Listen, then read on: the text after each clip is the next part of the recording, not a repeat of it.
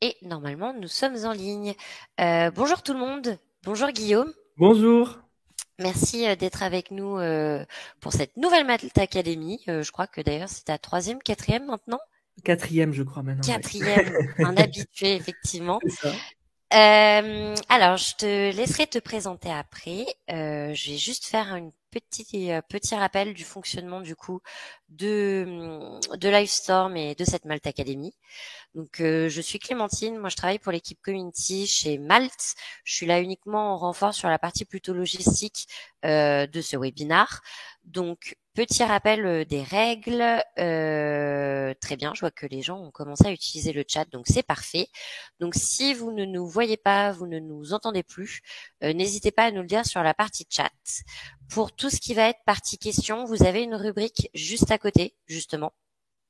Donc pensez bien à poser vos questions dans cette partie-là, puisque ce sera plus facile pour les retrouver et les traiter pour Guillaume, plutôt qu'elles se perdent au fil de l'eau dans la partie chat. Donc vraiment, j'insiste, questions dans la partie questions. Sur cette Malte Academy, donc elle est enregistrée, elle sera diffusée en replay sur le YouTube. Je vais vous mettre l'adresse du coup du YouTube d'ici 2 semaines max, dirons-nous. Donc, je vous mets l'adresse là. Et enfin, Malte Academy Malte. Donc, nous, on est une plateforme de freelance. C'est pour ça qu'on fait des événements, notamment tech avec Guillaume. Donc, pour toutes les personnes qui auraient des questions sur le freelancing, sur le fonctionnement de Malte, sur vos profils d'ailleurs, n'hésitez pas à me contacter. Je vous mettrai mon adresse mail pareil sur la partie chat.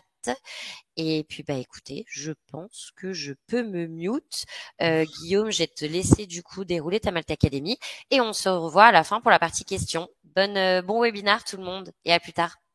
Merci beaucoup Clémentine. Bonjour à tous, je suis ravi de vous retrouver une fois de plus pour cette Malte Academy. C'est vrai que ça fait 4 Malte Academy maintenant.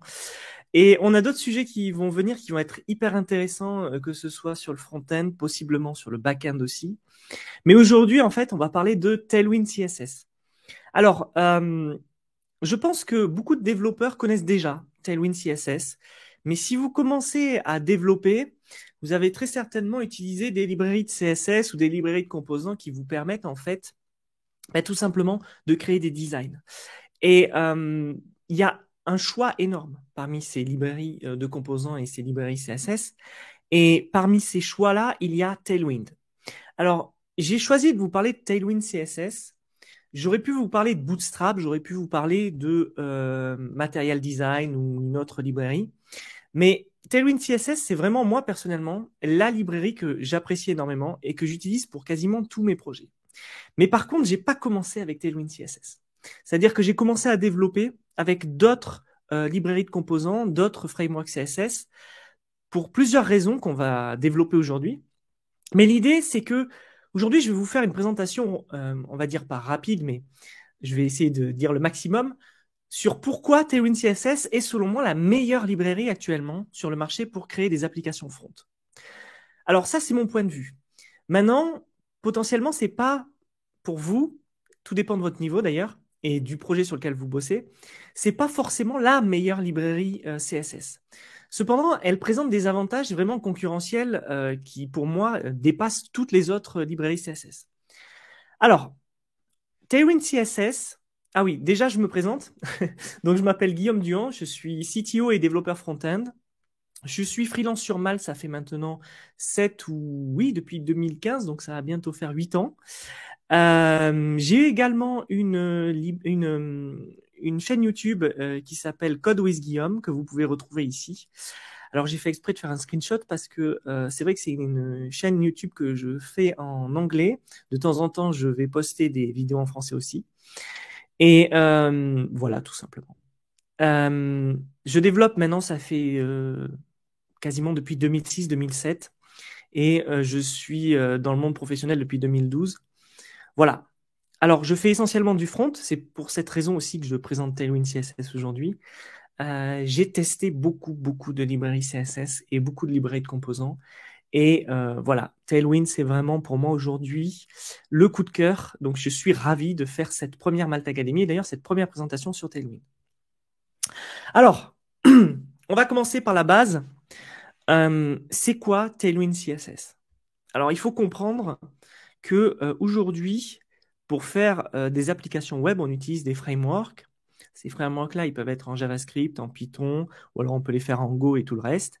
Et pour faire du design, pour faire en fait de l'intégration graphique dans notre navigateur, on utilise le CSS. D'accord? Mais on peut utiliser en fait des extensions de CSS qui sont des librairies sur lesquelles on a construit en fait des façons de penser, ce qu'on appelle des frameworks. Et parmi ces librairies-là, il y a Tailwind CSS. Donc déjà, on sait que Tailwind CSS, comme son nom l'indique, est un framework qui se base sur le CSS, donc sur le design de votre application. Et quand je parle du design, ça peut être tout. Ça veut dire ça peut être les couleurs, ça peut être les typographies, ça peut être les tailles d'éléments, ça peut être créer des composants avec des boutons, des headers, peu importe et tout. Donc, si vous désirez vous spécialiser dans le front-end, si vous désirez créer des applications et faire du CSS, que ce soit dans des applications web, ou alors pour des plugins WordPress, des plugins Shopify, ou alors même pour du template d'email, par exemple, à travers votre serveur et tout le reste, vous pouvez utiliser Tailwind CSS. Voilà. Alors, Tailwind CSS, c'est un framework CSS, d'accord? Ça nous permet en fait d'écrire du CSS, mais pas vraiment. En fait, Tailwind embarque en fait toute une batterie de classes et de styles qu'on peut utiliser immédiatement. Donc, on va prendre la base. Vous lancez une application, vous n'avez pas de style. D'accord? Il n'y a pas de style. Vous avez une application qui est vide, fond blanc avec texte noir et tout. Vous devez écrire du CSS. Donc, si vous avez fait une formation en HTML, CSS, ou alors vous avez fait une formation tout simplement dans le web et que vous avez appris à faire un peu de front, vous, basiquement, vous allez créer un fichier CSS, style.css, et vous allez commencer à écrire du CSS. Bon, la vérité, c'est que si vous commencez à faire ça pour chaque application, vous allez passer votre vie à écrire du CSS et vous n'allez pas vous concentrer sur la partie fonctionnelle, la partie produit. Tailwind CSS propose en fait une approche différente pour la création des styles et en fait, elle vous fournit des classes prédéfinies. C'est-à-dire que Tailwind CSS, c'est du CSS déjà écrit qu'on vous donne. Maintenant, à vous d'utiliser les classes. Voilà. Donc là, comme j'ai écrit, au lieu de créer des feuilles de style personnalisées, en fait, vous avez des classes prédéfinies fournies par Tailwind.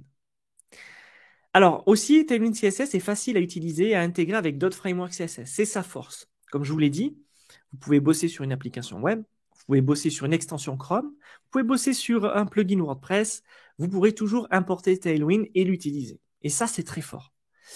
Ensuite, Tailwind est assez modulaire, c'est-à-dire qu'on peut choisir uniquement les fonctionnalités dont on a besoin et seules les classes que l'on va utiliser seront générées.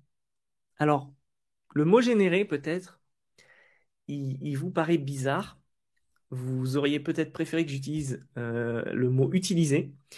Parce que oui, effectivement, quand vous chargez une feuille CSS, vous chargez du CSS, d'accord, pour tous les éléments qui doivent être utilisés. Cependant, si vous n'utilisez pas des classes CSS, elles seront quand même lues et chargées. Et petit à petit, avec le temps, si vous ne nettoyez pas votre feuille de style CSS, vous allez créer des classes que vous n'utiliserez potentiellement plus. Et à la fin, on peut peut-être se retrouver avec une feuille de style dont on a besoin seulement à 50%. Avec Tailwind, vous allez voir que ce problème ne se pose plus. C'est-à-dire que quand on ne va plus utiliser une classe CSS, Tailwind va le détecter et il ne va plus l'intégrer à la version finale qui vous sera proposée. Parce que oui, Tailwind, c'est du CSS, mais en fait, au-dessus de ce CSS, c'est un moteur qui permet à la volée de créer et d'utiliser uniquement ce dont on a besoin. Mais on y reviendra. Alors, Tailwind CSS est devenu très populaire avec les années. Alors moi, personnellement, je pense que je l'utilise depuis, je vous avoue, depuis 2017-2018, mais je pense que ça existait avant, il me semble. Voilà, si je me souviens bien, je dirais 2018. Voilà. Mais c'est devenu très populaire parce que c'est très flexible et c'est très simple d'utilisation. Alors ici, on a un petit graphique que j'ai récupéré du site .dev. Je ne sais pas si vous avez déjà vu ce genre de graphique, mais ils sont très parlants. C'est la montée en puissance de Tailwind avec le temps. Alors en 2019, j'ai pas trouvé plus récent, je suis désolé, ça fait 3 ans. Mais il y a certainement plus récent, mais je vous avoue que c'est le premier que j'ai trouvé. Et je trouve qu'il était assez parlant parce que c'est exactement ce que j'ai vécu. Tailwind CSS n'était pas très connu. On voit ici que awareness et à quel point il est connu. Euh, il était connu à 35%. Et au-dessus, on peut comparer ça à d'autres frameworks CSS qui sont présents. Et notamment, vous y attendez très certainement, Bootstrap. Bootstrap, c'est la référence des frameworks CSS. Ça a été inventé par Twitter pour normaliser en fait ces applications. Et c'est vrai qu'ils ont vraiment ouvert le chemin au framework CSS, Bootstrap. Et voilà. Par la suite, il y a eu Fondation, Materialize, Semantic, Bulma, UIKit, Pure CSS, OnDesign et bien d'autres. Mais Tailwind n'était pas très connu. Mais par contre, l'intérêt de Tailwind en 2019, il était énorme. Et je pense qu'aujourd'hui, c'est de plus en plus élevé. Et la satisfaction, par contre, Tailwind était au top. Voilà. Donc on peut voir que Tailwind a pris de la puissance parce qu'en fait, Tailwind s'est tout simplement inspiré, je pense, mais je pense pas, j'en suis sûr. Tailwind CSS est tout simplement inspiré des autres frameworks CSS et a essayé de faire mieux. Voilà. Et pour moi, le job est vraiment accompli. Tailwind CSS, c'est tous les frameworks CSS en mieux. Mais on va le voir un petit peu après. Alors, comment ça marche Tailwind? Ça, c'est la vraie question. Parce que je fais que vous dire, ouais, c'est une librairie CSS, tu peux l'importer dans ton projet, tu peux utiliser les classes et ça te génère du style. Mais ça n'est pas que cela. C'est-à-dire que, comme je vous ai dit, il y a un moteur au-dessus. Alors, quand on est dans une application front-end, ce qu'on peut faire, c'est qu'on peut installer Tailwind de différentes façons. Alors, c'est assez basique. On peut utiliser le CLI de Tailwind qui nous permet en fait à la volée d'installer Tailwind. Après, on peut utiliser aussi une extension, enfin, c'est un plugin supplémentaire, une librairie supplémentaire qui s'appelle PostCSS avec Tailwind. PostCSS nous permet d'effectuer des opérations à l'avance. Donc, quand on crée un framework, quand on crée une application avec un framework, par exemple Next.js, on installe Tailwind et on peut utiliser les classes. Mais si on veut préfixer certaines classes et qu'on veut vraiment rentrer dans le design de nos classes et tout ça, etc., on peut utiliser PostCSS pour agir sur Tailwind et lui dire, à partir de maintenant, c'est plus la variable texte que je veux utiliser, c'est une autre variable et tout ça, etc. Aussi, Tailwind CSS nous permet d'avoir en fait, la documentation nous permet en fait d'installer par framework Tailwind d'une certaine façon. Et en fait, ensuite, la dernière façon d'installer Tailwind, c'est d'utiliser le CDN. C'est tout simplement d'aller sur la documentation. Alors, je peux m'arrêter là pour l'installation, mais j'aimerais quand même vous montrer. Donc, à ce qu'on voit ici, si on utilise le CLI, et c'est un peu pareil pour PostCSS, quand on installe Tailwind, on n'a pas qu'un npm install à faire. Ce qu'il faut lui dire, c'est crée-moi un fichier tailwind.config.js. Et ce fichier JavaScript, en fait, il va permettre au moteur Tailwind de savoir qu'est-ce que vous voulez utiliser, qu'est-ce que vous voulez pas utiliser. C'est le fameux moteur qui fait le boulot pour vous de supprimer les classes utiles et inutiles à la fin avec son build. Et bien sûr, ce moteur-là, il a besoin de savoir qu'est-ce qu'il doit regarder. Et suivant le framework que vous utilisez, vous devez cibler les fichiers, l'extension des fichiers que vous voulez regarder. Je vous donne un exemple. Si vous êtes dans du HTML et que vous écrivez du Tailwind, donc vous utilisez des classes Tailwind, ben, il faut lui dire, va regarder les fichiers .html. Si vous êtes dans du JavaScript, il faut lui dire, va regarder les fichiers JavaScript, typiquement pour React. Si vous êtes sur du Vue, il faut rajouter le Vue ici.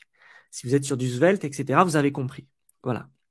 Après, par la suite, dans ce fichier, on va le voir, on peut configurer totalement Tailwind CSS. C'est-à-dire qu'on peut réécrire les variables et lui va changer toutes les variables directement dans votre fichier CSS à la fin. Ensuite, ce qu'il faut faire, c'est importer en fait les composants de Tailwind. Alors attention, les composants, c'est pas, imaginez pas un bouton, un header et tout le reste, c'est pas ça. C'est en fait les briques de Tailwind. Voilà. Donc vous avez la brique base, la brique components et la brique utilities. Voilà. Après, on n'a pas trop besoin de start notre build process si on est dans un framework. Ça fonctionnera tout seul. Après, on peut faire notre build de notre côté avec notre package.json. Et à la fin, on se retrouve en fait avec quoi? Un output. Alors ça, là, cet exemple, il est un peu faux. il faudrait peut-être leur dire à la documentation de Tailwind, ouais, je comprends pourquoi ils font ça, mais en fait, si on est dans une application React, Next, Vue ou Svelte, on n'a pas besoin de rajouter ça, en fait. Ça fonctionne automatiquement. Notre CSS sera implémenté. Mais à la fin, du coup, on peut utiliser des classes. Et ces classes-là, c'est le dur de Tailwind. C'est ces classes qui, en fait, appliquent du CSS à notre élément ici. On va continuer après dessus. Sinon, une autre façon d'utiliser Tailwind, c'est tout simplement d'utiliser le CDN. Et vous pouvez l'utiliser de suite. Là, si vous regardez la Malt Academy et que vous voulez utiliser Tailwind, vous pouvez aller sur la documentation, vous copiez-coller le CDN de Tailwind et vous pouvez réutiliser directement les classes qui sont ici. Si vous avez un framework particulier, dans la documentation de Tailwind, vous pouvez retrouver en fait des tutoriaux suivant votre framework, celui que vous utilisez, pour utiliser Tailwind. C'est assez clair, assez précis. Le seul qui n'est pas à jour pour moi, c'est celui avec Next.js. Si vous utilisez la dernière version de Next qui est sortie, sur laquelle on a fait une Malt Academy la semaine dernière ou il y a 2 semaines, je ne me souviens plus. Là, effectivement, il manque une ligne, je me souviens plus laquelle, mais vous aurez potentiellement des bugs, vous pourrez trouver les solutions en ligne très facilement. Donc revenons à notre Canva. Donc on installe Tailwind, et ce qui se passe, c'est qu'après, on a donc les classes de base disponibles de Tailwind. Donc je vous fais pas une review de toute la documentation, on va pas passer des heures dessus. Mais en gros, si vous voulez retrouver les classes pour créer du style, tout est disponible sur la documentation de Tailwind. Elle est complète à ce niveau-là. Et j'ai donc ici un exemple qui est assez simple à comprendre en fait. C'est que je crée un H1, donc un titre de niveau 1, qui s'appelle Hello World, et je veux lui donner du style. Je veux lui donner de la couleur. Je veux lui donner de l'épaisseur. Je veux mettre une ligne spéciale en dessous. Je veux mettre de l'espace entre le texte et la ligne. Et ben, pour faire ça, j'utilise des classes préécrites. Et ces classes préécrites, mais ici on voit que c'est text sky 500, text LG, underline offset 8, decoration wavy, underline font bold. Et on comprend à travers ces classes que du style est appliqué, en fait, à mon texte. Et au final, dans mon browser, je me retrouve en fait ici avec mon Hello World et la vague qui est ici. Alors, comme vous le voyez, premièrement, c'est que Tailwind applique une couleur au texte. Cette couleur, c'est la couleur bleue, Sky 500. On va voir juste dans le slide d'après, il me semble, ou un peu plus loin, que Tailwind nous propose une gamme de couleurs énorme. Et ça, c'est déjà génial parce que la plupart du temps, quand on veut créer une application, on est là, on réfléchit, on se dit quelle police je vais utiliser, quelle couleur je vais utiliser, quel espace je vais mettre et tout le reste. Tailwind, il nous propose directement des classes pour ça. Il nous propose aussi des tailles de texte. Donc là, j'ai mis texte LG, ça m'a mis une taille de texte supérieure. On va voir comment on préfixe ça après. Ensuite, il nous propose underline offset. Ça, c'est un peu plus spécifique. C'est je veux l'espace entre en fait, le texte et ma ligne ici. Ensuite, la decoration wavy. Alors, j'ai mis underline ici, c'est-à-dire la ligne. Je veux que mon texte soit souligné, tout simplement, comme un lien. Mais je veux pas que ce soit une ligne, je veux que ce soit une vague. Donc, j'ai decoration wavy et il le fait automatiquement. Ensuite, font bold. Voilà. Une fois qu'on a installé Tailwind, on voit qu'on a des classes disponibles qui peuvent vraiment nous aider à aller beaucoup plus vite. Ça, c'est un exemple. Mais la force de Tailwind CSS, pour moi, et c'est ce qui m'a fait switcher à Tailwind. Parce que sous Bootstrap, là, vous auriez pu me dire, mais Guillaume, ok, d'accord, c'est cool, tes classes, là, c'est sympa et tout. Mais si j'installe Bootstrap ou si j'installe Bulma ou whatever, en fait, j'ai déjà des classes. Donc, Tailwind fait comme tous les autres. Oui, mais Tailwind CSS a un système de personnalisation qui est vraiment supérieur. Techniquement, ce qu'on peut faire avec Tailwind CSS, c'est qu'on peut personnaliser toutes nos classes. Et on peut même réécrire les couleurs et tout le reste. Et on peut le faire à travers, en fait, un fichier de configuration. Et ce fichier de configuration, c'est le fichier qu'on a vu tout à l'heure, tailwind.config.js. Et avec ce fichier de configuration, on peut revenir sur les couleurs, les tailles, les typos. Et grâce à ce fichier-là, en fait, on peut générer des classes en utilisant le système de configuration basé sur les utilities. Vous vous souvenez les briques qu'on a importées? On a une brique utilities. Cette brique utilities, c'est tout simplement une feuille de style de base, en fait, avec un système qui nous permet, en fait, de les réécrire. Donc, en fait, plutôt que de changer à chaque ligne de notre feuille CSS les tailles partout, on peut directement aller dans tailwind.config.js, donc faire du JavaScript au-dessus du CSS, qui lui va agir pour réécrire le CSS à notre place. Voilà. Les utilities sont des classes CSS prédéfinies qui peuvent être utilisées pour appliquer des styles spécifiques à vos éléments HTML. Ça, nous l'avons vu juste avant. Par exemple, une classe CSS peut être utilisée pour ajouter une marge à un élément, parce que oui, je n'en ai pas parlé, mais le padding, le margin, il y a également un système de padding et de margin qui vous permet de le faire directement à travers une classe CSS, changer la couleur de fond ou aligner le contenu. Ça, on va le voir juste après avec les flex et les grids. Les classes sont donc autogénérées et peuvent être réécrites. Et ça, c'est vraiment la force de Tailwind. Quand j'ai vu que quand on crée un projet avec Tailwind, on pouvait tout personnaliser depuis un seul fichier, tailwind.config.js, et on pouvait le faire d'une facilité déconcertante, j'ai de suite abandonné Bootstrap. Parce que le problème avec Bootstrap, et lorsque j'étais junior, c'était vraiment mon problème, parce que par la suite, j'ai découvert qu'on pouvait évidemment personnaliser aussi Bootstrap, mais d'une façon beaucoup plus complexe. Le problème avec Bootstrap, c'est qu'il fallait réécrire Bootstrap. Et nous, on veut pas réécrire du CSS, on n'a pas le temps. Ce qu'on veut, c'est configurer un design system sur une base déjà existante. Ce qui fait qu'en reconfigurant ce design system, on en devient propriétaire. Et la plupart du temps, c'est ce qu'on veut faire. Bon. Et là, on a un exemple. Donc, j'ai un exemple d'un fichier JavaScript qui, lui, va réécrire, en fait, toute ma feuille de style CSS. Alors, là, je suis rentré dans un cas vraiment extrême. Mais comme cette Malte Academy s'adresse à la fois à des débutants et à la fois à des experts, je veux montrer vraiment l'éventail des possibilités. On peut utiliser en fait Tailwind CSS avec sa base de couleurs, sa base de taille de texte et tout le reste. Et je vous avoue que moi, la plupart du temps, quand je bosse sur des projets, je fais assez peu de configuration, si ce n'est sur les couleurs, puisque les couleurs changent toujours. Bon. Et la police, la font family. Mais si on voulait pousser à l'extrême notre personnalisation de Tailwind, on pourrait faire du JavaScript qui nous permettrait de le faire. Et ici, là, j'ai un exemple vraiment extrême. On voit ici que je peux, en fait, déjà, je peux purger les fichiers TypeScript, c'est-à-dire que je peux tout simplement dire que je ne veux pas de certaines classes dans des fichiers TypeScript grâce à l'entrée purge, mais je peux aussi utiliser des préfixes, c'est-à-dire je peux préfixer toutes mes classes, et on voit très souvent ça sur beaucoup de sites, des systèmes de CSS qui sont construits avec des préfixes pour différentes raisons. La plupart du temps, c'est pour pas que les bots passent et fassent des opérations de base, en fait. Bon, je m'étends pas sur ce sujet. Je peux utiliser d'autres variables. Et là, tout d'un coup, j'ai mon fameux thème. Et Tailwind bosse sous un système de thème. Par exemple, je vous donne un exemple. C'est de plus en plus courant d'avoir en haut un petit bouton qui dit je veux mettre l'application en dark mode ou en light mode.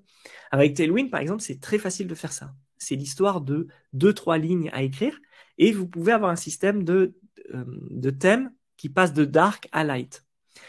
Et avec Tailwind, on peut créer des thèmes comme ça. C'est-à-dire que on peut proposer à l'utilisateur, par exemple, de changer le thème de l'application courante. Et ça, c'est vraiment très, très facile à faire sous Tailwind. Et c'est un argument de taille pour utiliser Tailwind parce que si on crée un thème, on peut après le réutiliser dans d'autres applications. Juste en copiant et en collant tout simplement notre thème. Très, très simple. Et là, on voit que dans thème, j'ai un objet qui s'ouvre et j'ai extend. Et ce qu'il y a de cool, c'est que Tailwind, il comprend que vous voulez l'utiliser, vous voulez utiliser ces classes de base, mais vous voulez surtout les conserver et réécrire dessus. Et donc, il a créé une classe qui s'appelle extend, enfin une classe. Extend est une entrée qui dit, OK, j'utilise tout Tailwind, mais tout ce qui sera dans extend, je le réécris. Et ça c'est vraiment pratique. Parce qu'on peut se dire, OK, il y a un seul truc que je veux changer chez toi, c'est la couleur primaire. Et je veux insérer une couleur. Alors là, on a du JavaScript, mais on pourrait tout simplement mettre un Xcode, par exemple. Et ensuite, voilà, on peut faire ça sur toutes les couleurs qu'on veut et tout le reste. Alors, vous vous souvenez, on a vu un peu avant, je vais essayer de revenir en arrière, qu'ici, j'ai text sky 500. Ce qu'il y a de cool, c'est qu'on va le voir, c'est que 500, c'est la gamme de couleurs. C'est-à-dire que ça part de 0 et ça va jusqu'à 100. Et le bleu est de plus ou moins clair, en fait, ici. On peut répercuter, en fait, cette façon de faire ici dans nos couleurs. On peut également insérer nos fonts de famille et encore mieux, et font weight, je vous passe sur tous les détails, mais encore mieux, ce qu'on peut faire, c'est qu'on peut lui dire, maintenant les add-index de type -10, en fait, ils ne sont pas -10, ils sont -20, -30 et tout ça, etc. On peut vraiment jouer sur les tailles et tout le reste. On peut aller encore plus loin. Là, je vous fais une démonstration de base, mais plus loin, ce qu'on peut dire, c'est que, suivant le thème, on veut pouvoir changer nos inputs. Et on retrouve ici, dans nos inputs, par exemple, on retrouve ici nos valeurs de base qu'on pourrait retrouver en CSS, le box shadow, le border width, le border radius, le border color. Et on peut appeler des thèmes qui sont préenregistrés. Oups, j'ai cliqué. On peut appeler des thèmes qui sont préenregistrés grâce à la fonction thème de Tailwind. Voilà, je ne peux pas faire une démonstration complète, mais c'est d'une telle puissance. Et à la fin, le résultat, vous allez voir, il est tellement léger qu'on se dit que Tailwind a vraiment saisi les attentes des développeurs front-end et les attentes des designers, en fait, des graphistes. On va peut-être en reparler après. Donc les couleurs, je vous en ai parlé tout à l'heure. On a des couleurs de base qui sont fournies par Tailwind. C'est vraiment pratique, quoi. La plupart du temps, oui, c'est vrai qu'on peut avoir une couleur très spécifique. Mais la plupart du temps, quand vous voulez créer des applications rapides, vous pouvez utiliser les couleurs de base de Tailwind, vous ne perdez pas de temps. Et on voit qu'on a un système qui passe de 50, 100, 200, 300, 400, 500, 600, 700. En fait, tout a été pensé pour nous mâcher le travail, en fait. Et ça, c'est vraiment pratique. Les bons développeurs sont toujours des développeurs feignants. Alors, ça va peut-être vous faire rire ou vous faire sursauter ou quoi, mais un bon développeur, c'est quelqu'un qui ne perd pas son temps à réécrire tous les jours le même code. Et c'est une erreur basique quand on est junior et qu'on fait potentiellement longtemps. C'est que si on devait résumer l'informatique à nos grands-mères, on dirait, en fait, mamie, l'informatique, c'est copier-coller. Et ça n'a jamais été aussi vrai que lorsqu'on est développeur. L'idée, c'est d'essayer de gagner le plus de temps possible. Tailwind CSS nous fait gagner un temps fou. Alors, il y a aussi un système qui est assez intéressant, c'est le flex et le grid. C'est quoi le flex et le grid? Quand on fait du responsive, on veut que nos éléments soient les uns à côté des autres, qui passent en dessous, qui changent de position et tout ça, etc.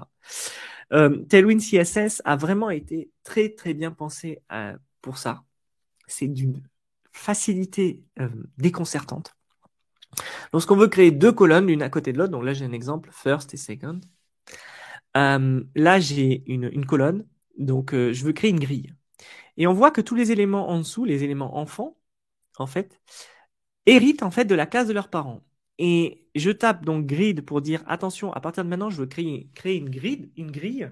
Donc le système de grille, c'est tout simple, hein. Un système de grille, c'est simplement quand vous voulez faire des colonnes, il y a un cadre en fait, et vous faites vos colonnes et vous vous dites je veux 1, 2, 3, 4, 5 colonnes. Là, pour le coup, j'ai dit que j'en voulais 2. Et donc, j'ai tout simplement utilisé la classe gridCalls2 pour dire je veux 2 colonnes. Et ça m'a créé les 2 colonnes. Seulement, là, j'ai un espace. Comment j'ai créé cet espace? Tailwind, ils savent très bien que quand on veut créer des colonnes, on veut souvent des espaces. Et pour créer ces espaces, ils ont créé une classe qui s'appelle gap. Et là, j'ai mis un gap de 2. Donc, en fait, si j'augmente mon gap à 4, à 5, à 6, il va m'augmenter la taille de l'espace. En pratique. Voilà. Et ensuite, je voulais un background sur mes 2 colonnes. Et je peux hériter des couleurs de Tailwind, encore une fois, en tapant BG Sky 500, et il m'a mis tout simplement mon background en couleur bleue. Voilà. Maintenant qu'on a parlé des flex et des grids, parce que ici, là, on peut créer autant de colonnes qu'on veut sur le nombre des tâches qu'on veut et tout le reste, comment ça marche en responsive. Et alors ça, c'est la vie. Tailwind, pour le responsive, c'est vraiment la vie.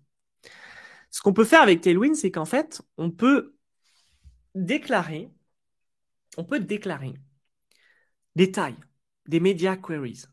Donc, quand on écrit du CSS, et vous en avez déjà certainement écrit, si vous êtes sur cette conférence-là, c'est que, en fait, à la fin de notre fichier CSS, on va écrire @media, query, max width, full width, tout le reste et tout le reste. On va réécrire en double notre CSS.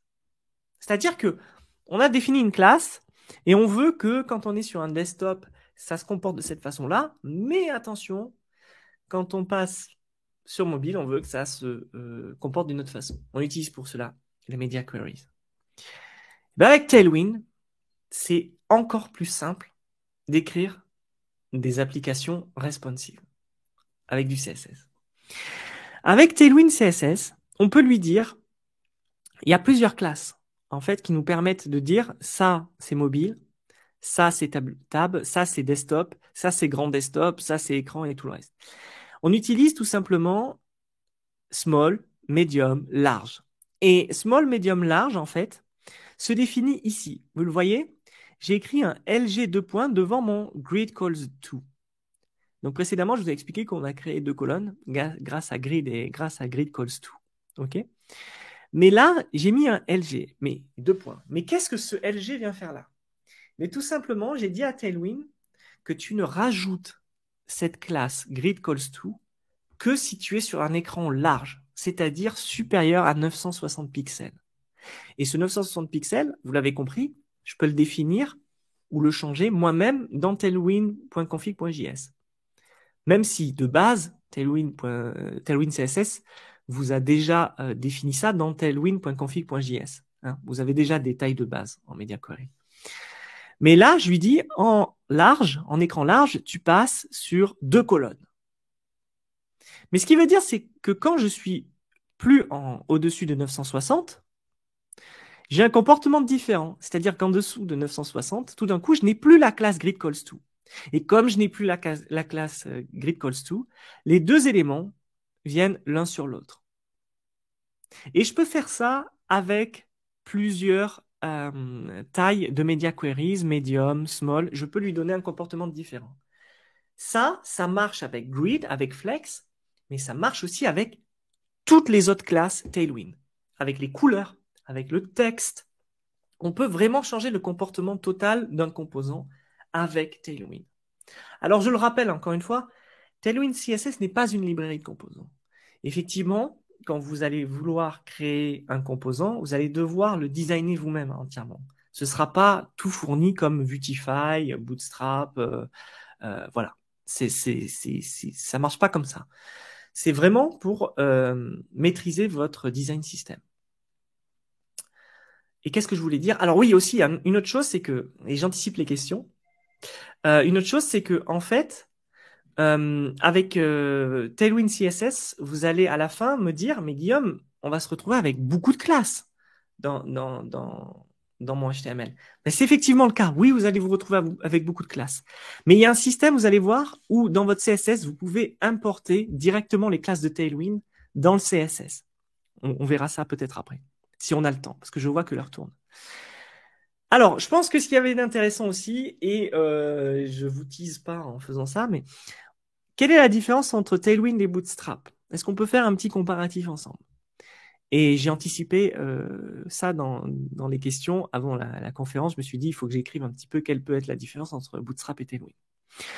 Donc, Bootstrap embarque du JavaScript, du CSS et de l'HTML. Tandis que Tailwind, il génère du CSS. Alors là, vous allez me dire, mais Guillaume, tu te moques de moi?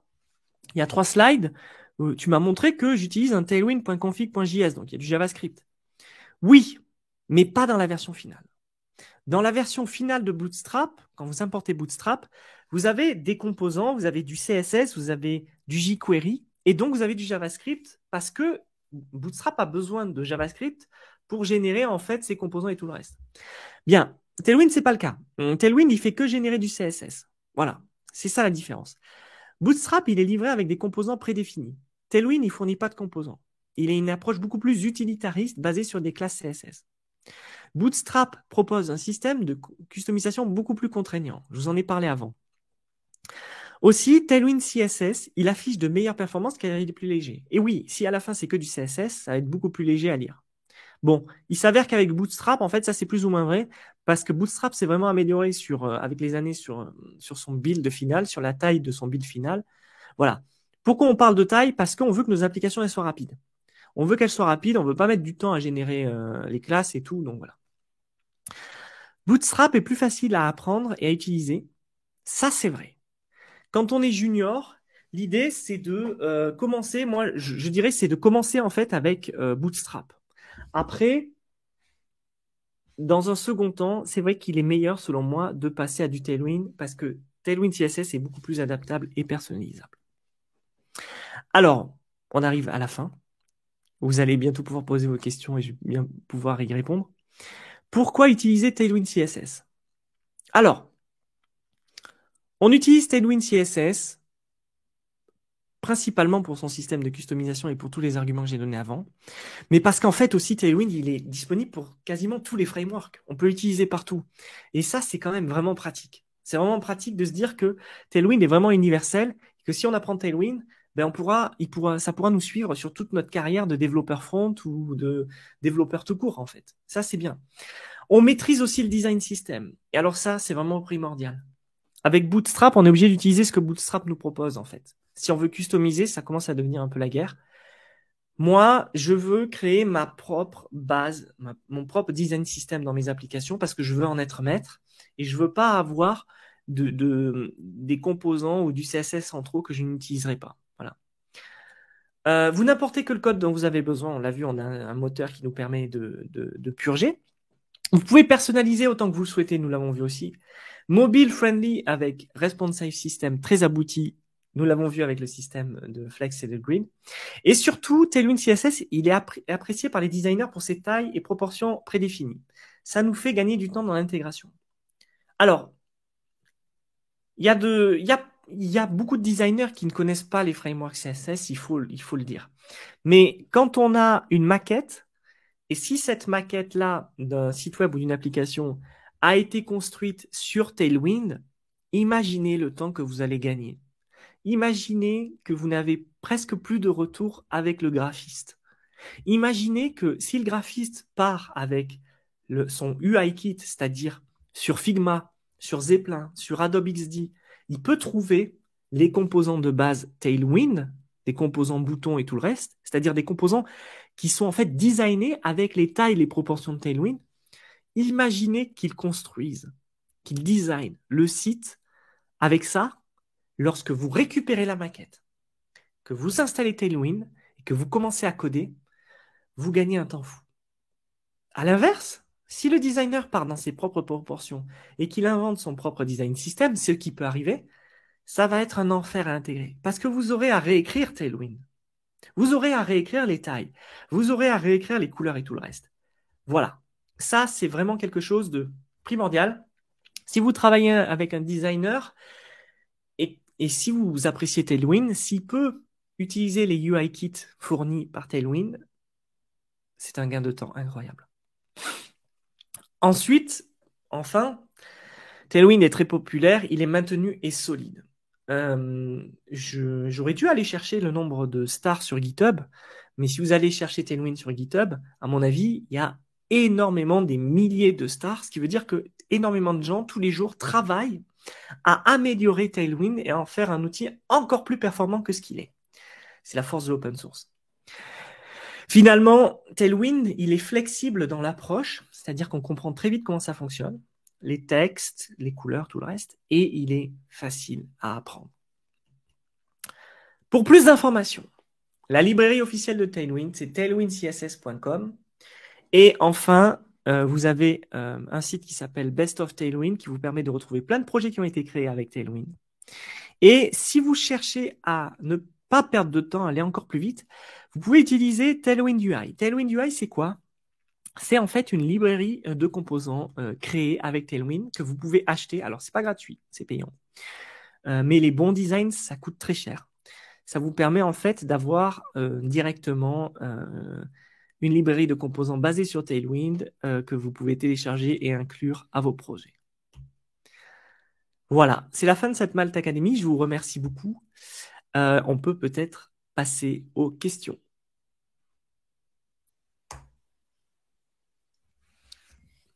Eh bien, pour l'instant, je n'ai pas de questions indiquées. Alors, je regarde un peu dans les commentaires, peut-être. N'hésitez pas, hein, posez-moi. Il n'y a pas de mauvaises questions. Il n'y a pas de. C'est pas grave de ne pas savoir. N'hésitez pas à me poser toutes les questions que vous voulez. Voilà. Alors, je vois une question de Nathan. Il l'a pas posé dans les questions. Sur des apps React, Tailwind a-t-il des avantages comparés à MUI? Alors, c'est super. Ah, il y a une autre question qui a été posée par Jérôme. On va la prendre juste après. Nathan. Alors, MUI, c'est quoi? C'est Material User Interface. En fait, c'est la librairie de composants de Google, donc Material Design, pour React. Elle est exceptionnelle. Cette librairie, elle permet en fait d'intégrer directement des composants en fait Material Design à son application. Ça n'a rien à voir, en fait, si, ça a à voir, ça fait du design, mais ça n'a rien à voir avec Tailwind. En fait, avec MUI, tu vas commencer avec une base de composants qui est déjà précodée. Et tu n'auras pas beaucoup de marge de manœuvre sur le design. C'est très pratique parce qu'on peut très vite faire des applications. Mais Tailwind, c'est pas la même chose. Tailwind, c'est fait pour maîtriser son design system. Donc, quand on est dans des grandes startups ou des grandes entreprises telles que Malte, par exemple, Malte pourrait utiliser Material UI pour créer son application. Mais la vérité, c'est qu'avec le temps, peut-être que l'équipe tech de Malte a envie de maîtriser son design system parce qu'elle arrive à une maturité en termes de produits qui fait qu'elle doit créer ses propres composants. Ben, avec Material Design, elle perdrait son temps. Elle perdrait son temps parce qu'elle devrait réécrire un Material Design. Elle devrait réécrire un MUI. Elle aurait mieux fait d'utiliser Tailwind. Et le problème, c'est que de revenir en arrière, de passer d'une librairie de composants et d'utiliser Tailwind en plus, ça fait un peu désordre. Vous avez des bases stylistiques qui ne sont pas les mêmes. Donc, en fait, Tailwind a des avantages, oui. Ces avantages-là, c'est qu'il y a une liberté dans la création de son propre design system. Voilà. Tandis que MUI, c'est plus fait pour des applications où tu ne veux pas forcément perdre du temps. Ouais. Et Jérôme dit Tailwind est le principe du don't repeat yourself. Alors, le principe du don't repeat yourself. C'est intéressant, j'y avais pas pensé à ça. Merci Jérôme pour cette question. C'est toujours comme ça en fait, les Malte Academy, on nous pose des questions qui sont inattendues, qui sont...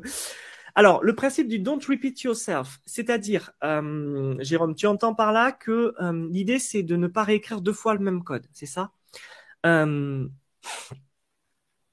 Dans l'idée, tu vas réécrire très souvent les mêmes classes. Tu vas réécrire très souvent les couleurs, les backgrounds et tout le reste. D'accord? Donc, tu vas te répéter. C'est vrai.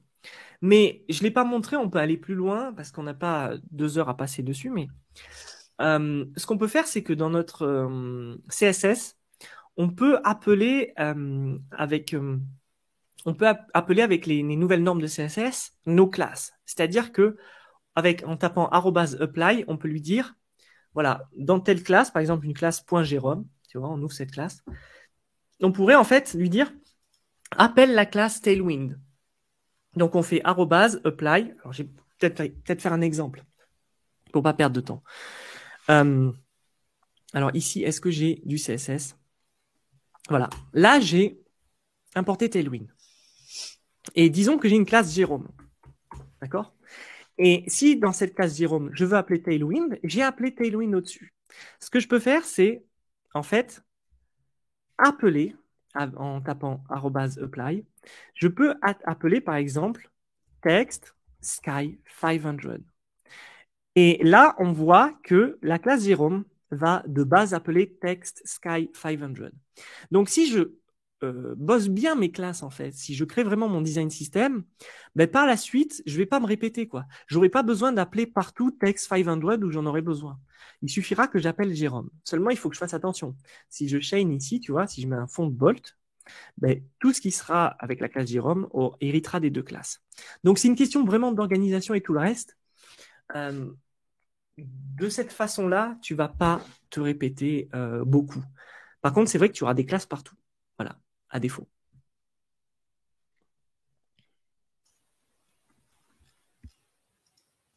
Eh bien, je crois que c'est tout. Est-ce que quelqu'un a une autre question pour Guillaume? N'hésitez pas à me poser des questions. Bon, sinon, j'en profite. Une de nos prochaines Malte Academy sera sur Supabase. Où Supabase, en fait, c'est un outil serverless qui nous permettra, en fait, de ben, tout simplement créer des bases de données à distance. Et j'ai créé une formation, je suis en train de créer une formation. Vous pouvez aller la chercher, c'est sur apprendre-supabase.com. Ce sera une formation complète sur comment créer des bases de données sur Supabase et je pense qu'on en parlera dans la prochaine Malte Academy. Voilà, tout simplement. Donc, apprendre-supabase.com. Si vous voulez aller vous inscrire, cette formation sera entièrement gratuite. Ce sera une formation pour apprendre à faire du Supabase, l'alternative à Firebase. Voilà. Eh ben, parfait. Eh ben, en tout cas, merci beaucoup, Guillaume. Ben, merci à tout le monde d'être venu et merci à toi aussi. Avec plaisir. On se retrouve du coup, plutôt à partir de 2023 pour la prochaine Malte Academy. C'est ça. Et pour les participants, vous allez recevoir un mail où on vous demande de donner votre avis sur cette Malte Academy. C'est toujours super important pour Guillaume et pour nous, savoir si ça vous a plu. Ça dure Ouais. 2 minutes de laisser un commentaire et puis comme ça, je peux les faire suivre à Guillaume par la suite. Donc pas hésiter. Oui. Et puis écoutez, je vous souhaite à tous et à toutes un bon Une bonne appétit, journée. une bonne après-midi et à bientôt. Merci Merci. beaucoup. Au revoir. Au revoir.